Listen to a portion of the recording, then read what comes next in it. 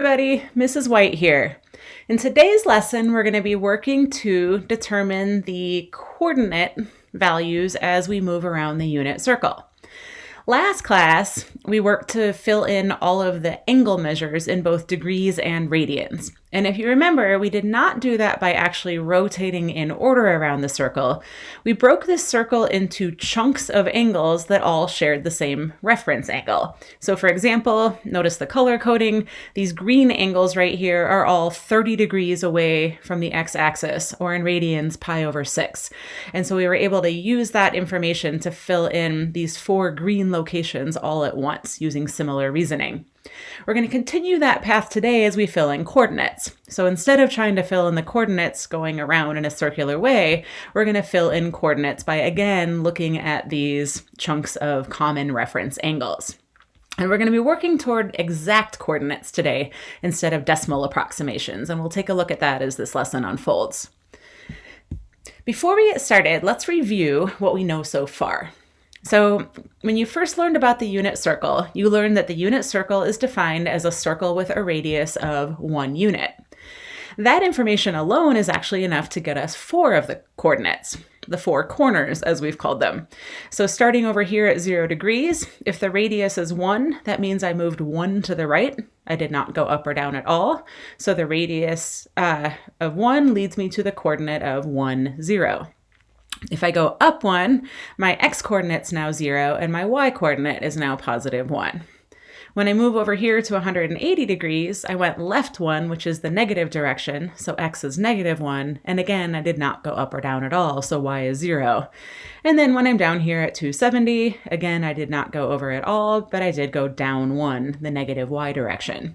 So we already have 4 of our special locations that we can add to our unit circle. The other thing that you learned last week was that when we are finding coordinates on the unit circle, we can always find the x and y coordinate by taking cosine and sine of the angle. And that really was based on the definition of sine and cosine in the first place, or SOHCAHTOA. Cosine is the ratio of adjacent over hypotenuse. So on the unit circle, my adjacent is my x, my hypotenuse is always 1, that's the radius of the circle, and so when I set up the ratio x over 1, the 1 is an identity, leaving me with just x. In other words, the x-coordinate is cosine of the angle. And I can find my y-coordinate similarly by using sine. I would do opposite over hypotenuse to get y over 1, which is therefore y, making my y-coordinate the sine of that angle, whatever it happens to be. So we do know a little bit, and we can start to put this together to create a better picture. So we already know that our 4 coordinates at the corners are essentially a combination of 1s and 0s. We actually know a little more about quadrants too. We know that when we're in quadrant 1, we've moved to the right and up. Those are both positive directions, and so I'm expecting 2 positive coordinates. When I move over here to quadrant 2, I went left, which is the negative x direction, and up, so y is still positive. Down here in quadrant 3, everything is negative because I went left and down. And then finally over here in quadrant 4, I went to the right, so the x is now positive, but my outputs, my y's, are going to be negative in this quadrant. So we do know quite a bit. And then again, going back to what we just talked about, where we also know that we can find the x and y coordinate using cosine and sine. I could technically fill in the whole unit circle right now if I was going to use decimals. I could take cosine of 30 degrees to get 0.866, and I could take sine of 30 degrees to get 0.5 if I'm sitting here at that first landmark location in quadrant 1. Hey, and actually I could even verify over here that that would have worked. I could take the cosine of 270 and I will get 0, and I could take the sine of 270 and I will get negative 1. So we've definitely got this cosine-sine connection. The question though becomes, are decimals good enough, or can we do better? What I'd like to do is take you through a quick side example of how occasionally using rounded decimals can lead to a lack of precision, which can actually turn out to be something that's pretty risky to do if we're going to try to use math to make decisions. So we'll get back to this unit circle soon, but let's take a look at a little side example first. Suppose that the city of Bend wants to hire an architect engineer to design a new footbridge to cross the river. Okay, the lowest bidder comes in and designs a bridge that he claims can support 10,000 minus 99, 10,000 times 99 minus 70 times the square root of 2 pounds. And I'm thinking, how much is that? Let's take a closer look. So let's take a minute here to investigate how much weight this bridge is actually going to hold by taking a closer look at square root of 2 at different levels of precision. So square root of 2, if you type that in your calculator, is approximately 1.4142. It does keep going forever with no pattern. This is an irrational number. But I'm noticing that this 1 right here in the hundredths place doesn't seem super significant. So why don't we just try rounding it to 1.4 and seeing how the calculation turns out. So that's what I'm doing in the table down here. I'm taking the decimal approximation of 1.4, and I'm going to take this square root of 2 out of the equation and replace it with that decimal approximation, 1.4. In doing so, when I go to calculate this, it's going to look like the bridge holds 10,000 pounds. But let's take a closer look. What if I go to 2 decimal places for precision? So now I'm going to use 1.41, and I'm going to do that exact same calculation again. So where I had the 1.4 a minute ago, now I'll do 1.41. If I type this in my calculator, it's going to tell me 3,000. So it used to look like the bridge was going to hold 10,000 pounds, which is roughly 5 cars worth, when it actually holds more like 3,000. It's like a truck, maybe. So something's a little fishy here. Let's keep going. If I try to do a little bit more precise, 1.414, and I do that same calculation again, it now turns out this bridge only holds 200 pounds, which is not even necessarily enough to hold one person. If I go even more precise with 1.4142, it turns out this bridge only holds 60 pounds, which is really not enough to hold any of us. And if I really kept it exact by not rounding at all and keeping the root 2 in the problem until I was done calculating, the exact amount that this bridge holds is only 50.5 pounds. A typical teenager is not walking across this bridge. So what looked like it was perfectly safe for a footbridge, something that could hold 5 cars, turns out it's not even safe for one person to cross. So we just want to be a little careful. It's always better to be exact when possible instead of having to rely on decimal approximations. Let's take a look back at our unit circle. A minute ago, we were looking at that 30-degree angle, and we know that we can get the coordinates as decimals by taking cosine and sine. But what we really want to do is figure out, can we come up with that x and y coordinate in an exact representation rather than having to rely on those decimals. And eventually we also want to use this exact same triangle here to find the coordinates of these other 4 30-degree reference angle locations. So let's take a look at what makes these locations, these landmark locations that we've highlighted on the unit circle special. And it has to do with these special triangles that we can put there. So let's take a look at some special right triangles. What makes a 30-degree reference angle in a triangle special is that if we take that triangle that you see in green here and reflect it over itself, we end up with an equilateral triangle where this becomes 30, so that's also 60 total. This angle would also be 60. We essentially end up with an equilateral triangle that has 3 angles that are 60 degrees and 3 sides that are all the same length. So let's start playing with that. I chose to put a 2 here because it's a number that will be nice and easy to take half of when I start thinking about half of the triangle. So I put a 2 right here. If I picture reflecting the triangle over itself, this would also be 2. And this whole side right here would be 2, which makes each half 1. So now I know that I have a hypotenuse of 2. I know that this shorter leg over here is 1. And all I need to do is find this third side, and I'll know exactly what this triangle looks like. And thankfully, we have a powerful tool called the Pythagorean theorem that lets us find a third side of a right triangle when we already know 2. So I'm going to set this up. A squared plus b squared equals c squared, or in this case, x squared plus 1 squared equals 2 squared. Do a little simplifying. 1 squared is 1, 2 squared is 4. And now I want to isolate the x. So let's subtract 1 from both sides to undo the addition, square root both sides to undo the square, and I'm left with this x right here having a length of square root of 3. Now again, we want to avoid actually taking the square root, which would give us 1.732, ideally trying to avoid those rounded decimals. So we're going to call this root 3. So let's take a look at this triangle we just came up with now. We now have this special triangle where the hypotenuse is 2, the height is 1, and the base is root 3. But here's the problem. Let's picture the unit circle sitting here now. The unit circle, by definition, has a radius of 1. So this triangle is too big to set on the unit circle. It would go past the edge of the circle.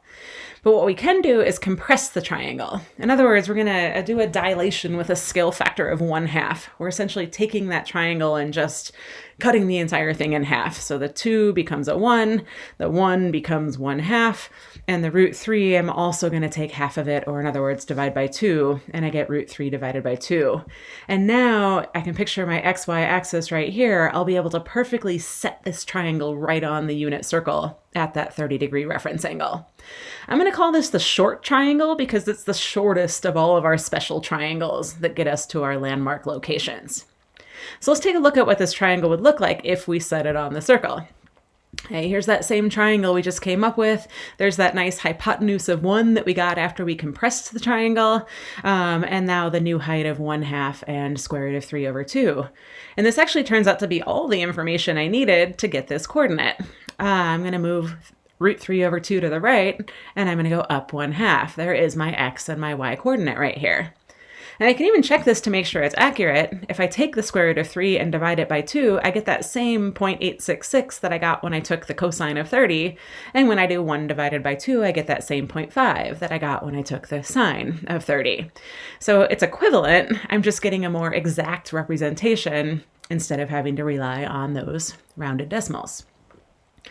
So now the next question becomes, how can I use this coordinate that we just came up with to figure out the 3 remaining coordinates at those green 30-degree reference angle locations? I'm going to ask you to pause for just a minute, even hit pause on your video right now. Come up with an answer to that. How do you think we can figure out these coordinates by relying on this triangle that we already drew? What's going to change? What's going to stay the same? And when you're ready, press play.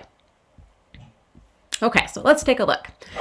If we use our information about how coordinates work in the various quadrants, and we picture taking this triangle and reflecting it over the y-axis, and then over the x-axis, and then back over the y-axis, we can see that the lengths don't change at all. The horizontal distance is root 3/2 no matter what. The vertical distance is 1/2 no matter what. The only thing that's changing is the signs, the positives and the negatives. So when I'm over here in quadrant 2, I still moved root 3/2 in the x direction, but I went left. So the x coordinate's now negative. I still moved 1/2 vertically, and I did go up, so the y coordinate remains positive 1/2. The only difference down here in quadrant 3 is I went left and down, so they're both negative, but notice it's still the same x and y. And when I get over here to quadrant 4, I'm back to moving right, but now I'm down, and so I get a positive x and a negative y. Same values. I didn't need to think about anything new. I just need to think about what I already know about these coordinate locations. Just need special triangles for the other 2 reference angles, the 45 and the 60-degree reference angle locations, and our unit circle will be complete. The good news is, since the third angle in a 30-degree reference angle triangle is 60 degrees, we actually already do know a lot about the 60-degree triangle. All we need to do is take this short triangle, rotate it so that it's standing up tall. I'll call this the tall triangle. And now it will perfectly fit on the unit circle on the locations that are farthest away from the x-axis. So those are those highest landmark locations in each of the quadrants. So if I take my original triangle, which had a base of root 3/2 and a height of 1/2, and I rotate that sideways, now I have a triangle with a base of 1/2 and a height of root 3/2. It's taller than it is wide. And that triangle will fit right here. So when I think about my coordinates, I'm moving 1/2 to the right, I'm moving up root 3/2, and so now I have my coordinates, 1/2 and root 3/2. And just like we did with the short triangle, we can reflect that sideways and upside down and back over here to find very similar coordinates in the other 3 quadrants that might just have some negative signs involved. So all we're left with now is the 45-degree reference angle triangle. And in order to think about this one, we'll have to look at one more special right triangle.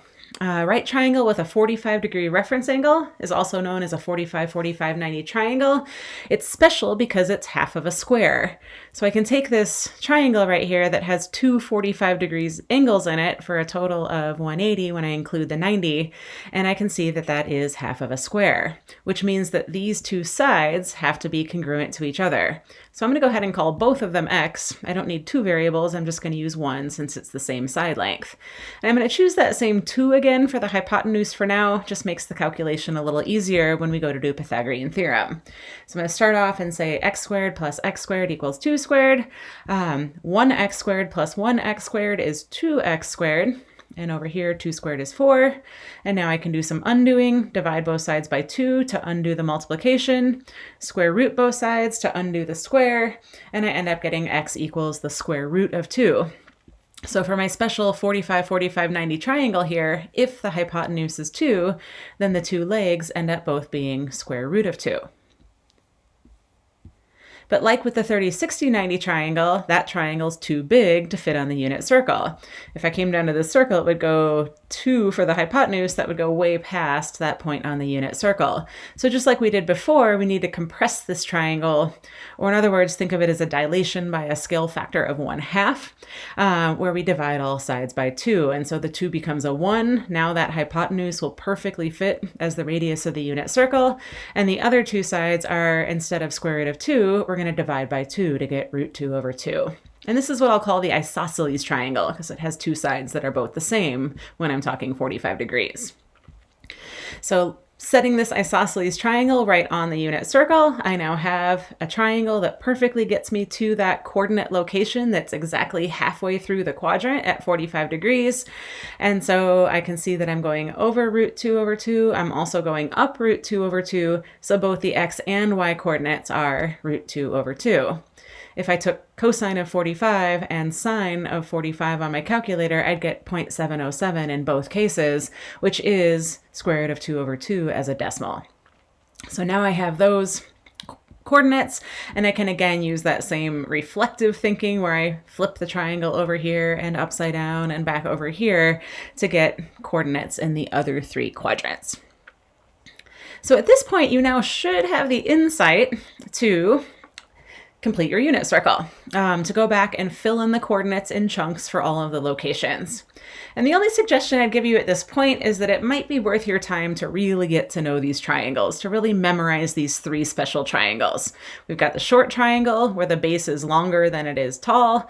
We've got the isosceles triangle where the base and the height are exactly the same. And then we've got this tall triangle that has a shorter base and a taller height for that 60-degree reference angle.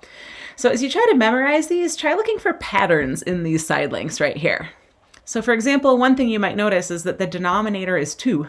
For every single one of those x and y coordinates, the denominator is always 2. So just remember that that's 2, and really all you have left is to memorize what goes on top in the numerator. Well, let's take a closer look at those numerators. It looks like there's only 3 options. There's either a root 3, a 1, or a root 2, and then everything else is just repeated. So if you think about those 3 numbers, the number square root of 2 is about 1.414, which is bigger than 1. And square root of 3 is about 1.732, that's even bigger. So of our 3 choices, 1 is the smallest one, square root of 2 is somewhere in the middle, and square root of 3 is our largest possible choice. So when you're going to set up your fractions here, square root of 3 is the one that represents our longest of the sides, that base of the short triangle or that height of the tall triangle. The 1 is going to be the numerator for the shortest of all of our sides, and so that would be the height of the short triangle or the base of the tall triangle. And then the 45-degree triangle is somewhere in between. It's longer than the 1/2, but it's shorter than the root 3 over 2, and that makes root 2, that middle ground there, be the choice that we should use for that triangle. So take a little time to memorize these. As soon as you can visualize taking those triangles and placing them on the unit circle, you shouldn't have to reinvent the wheel with coming up with these coordinates every single time. Good luck filling in your unit circles.